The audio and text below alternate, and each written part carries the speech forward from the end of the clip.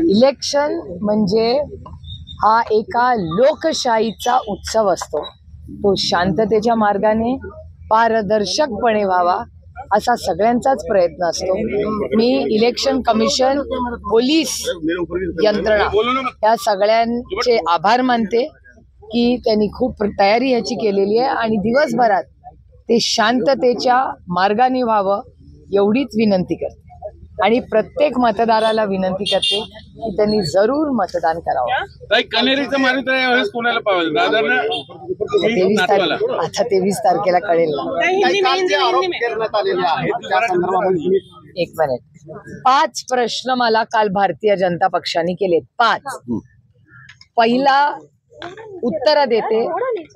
पहिला प्रश्न, त्याचा आरोप आहे नाही नाही नाही नाही नाही।